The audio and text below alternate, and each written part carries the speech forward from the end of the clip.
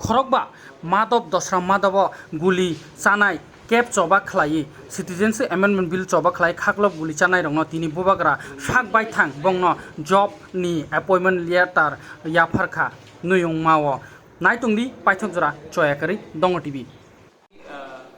ये वायलेंस से हमारा स्टेट का छवि खराब होता है और जो अटैक्स हुआ है वेदर जर्नलिस्ट के ऊपर हुआ है, कहीं में लॉयर्स के ऊपर हुआ है, कहीं में वर्कर्स के ऊपर हुआ है, कोई भी पार्टी से ऐसा रकम का वायलेंस से हमारा स्टेट का छवि भी खराब होता है और इस वायलेंस से किसी को कुछ नहीं मिलता। मुझे नहीं लगता है कि पॉलिटिकल पार्टीज को ये सब चीज़ को इनकरेज करना चाहिए और मुझे लगता है कि पुलिस को कोई भी गुंडा हो, कोई भी पार्टी से हो, उनके खिलाफ सख्त कार्रवाई करनी चाहिए and they should be arrested.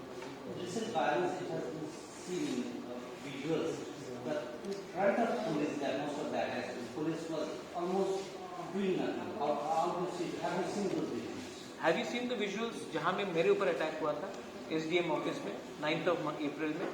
CCTV camera में ये है, लेकिन क्योंकि प्रद्युत मानिकी के ऊपर अटैक हुआ तो शायद दूसरा मीडिया को इतना शॉक नहीं होगा, लेकिन वो भी सबके सामने अटैक था, विजुअल था, CCTV कैमरा में था, SDPO के ऑफिस में हुआ। कोई भी एक आदमी भी अरेस्ट हुआ है उसमें? जब मैं ही सुरक्षित नहीं हूं तो कॉमन मैन का क्या होगा? इसके खिलाफ जब एक बार गुंडा लोग बच जाते हैं गुनाह करके तो उनके पास भी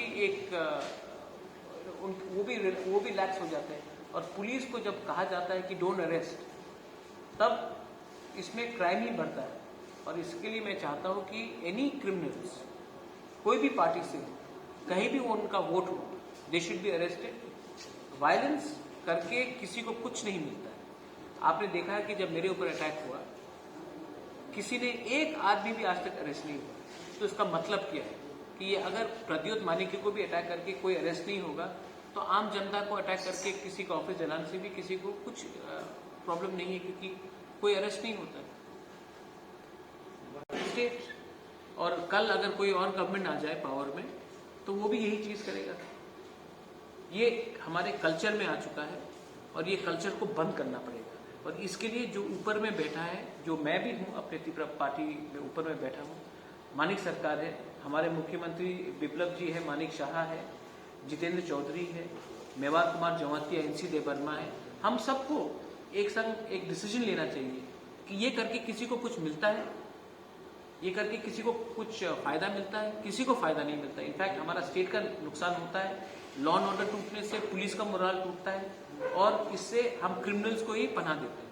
आई थिंक ये बहुत ही दुख का बात है कि आज कोई भी पावर में रहे वो क्रिमिनल्स को अरेस्ट नहीं करता, उनको प्रोटेक्शन करता है। B it the BJP, B it the CPF और एनी अदर पार्टी जो 88 से 93 में था, वो भी ऐसे ही कर रहा है। राज्य में मतलब कानून की शासन है नहीं, गणतांत्रिक जो अधिकार है वो भी नहीं है, लॉ एंड ऑर्डर बहुत ही खराब है। और अभी तक उस दिन जो 8 तारीख को शायद एक पत्रकार की ऑफिस में अटैक हुआ था, जो लोग मारपीट कर रहे थे उसकी छवि भी है, लेकिन वो अभी तक किसी को अरेस्ट भी नहीं किया गया। क्या कहेंगे इसके विषय में? आप क्या कहेंगे जब मेरे ऊपर अटैक हुआ? क्योंकि मैं अगरतला का नहीं हूँ, क्योंकि मैं इतना पॉपुलर यहाँ में नहीं हूँ, तो अगर मेरे ऊपर कोई अटैक करेगा, मोहनपुर में मेरे ऊपर अटैक हुआ था, तब आप इतने नाराज क्यों नहीं थे? उस समय भी जो गुंडा था वो भी CCTV कैमरा में था, इतने लोग थे, पुलिस को ऊपर हमला हुआ था, उस समय भी कोई अरेस्ट नहीं हुआ।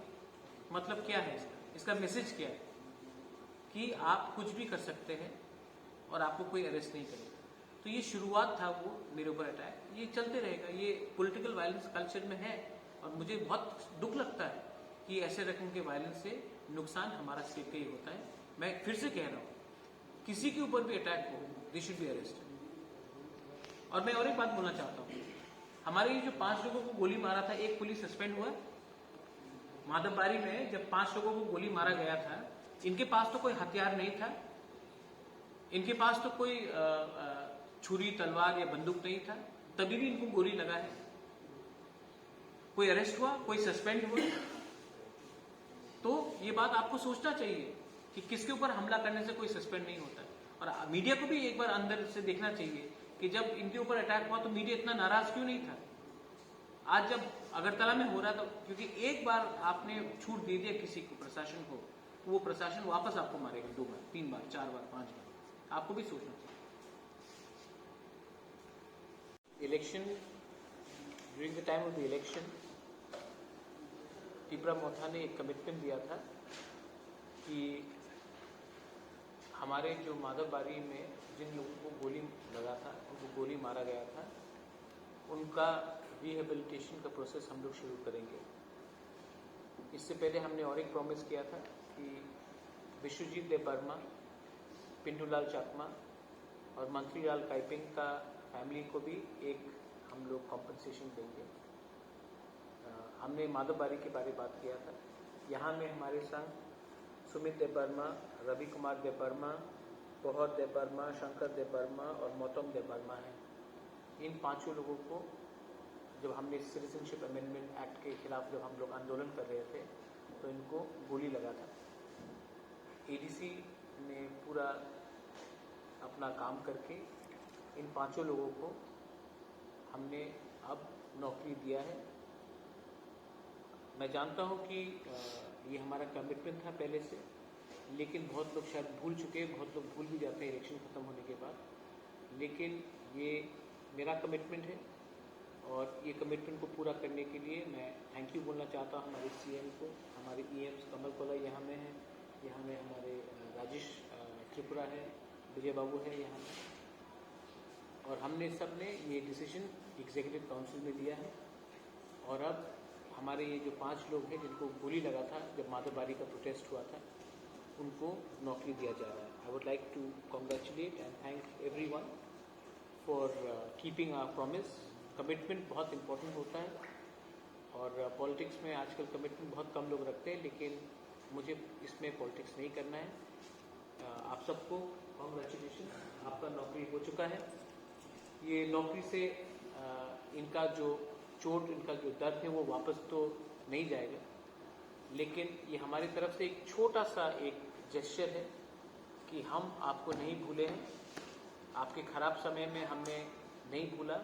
और आज क्योंकि हमारा समय थोड़ा ठीक चल रहा है, इसका ये मतलब नहीं है कि हम आपको भूलेंगे। तो ये 5 को हम लोग ये अपॉइंटमेंट लेटर्स है इन लोगों का, इनको हम देने वाले हैं।